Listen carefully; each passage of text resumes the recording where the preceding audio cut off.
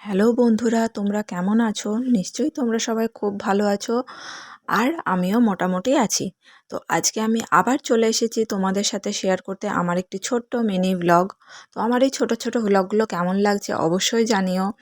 আর আমার চ্যানেলটাকে তোমরা সাবস্ক্রাইব করে নিয়ে পাশে থেকো সবসময়, যাতে আমার এই চ্যানেলটাকে আমি একটু এগিয়ে নিয়ে যেতে পারি।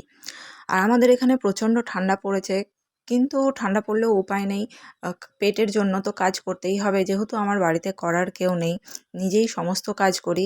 আর খুবই কষ্ট হয়, ঠান্ডায় ভীষণ কষ্ট হয়, কিন্তু কষ্ট হলেও উপায় নেই।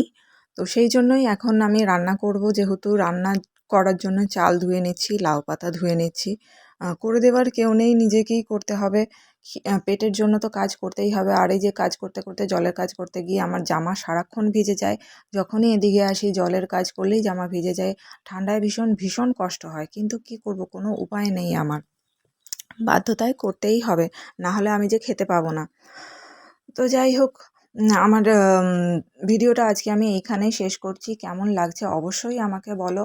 আর প্লিজ প্লিজ আমার চ্যানেলটাকে একটু সাহায্য করো, যাতে আমার চ্যানেলটাকে আমি একটু এগিয়ে নিয়ে যেতে পারি।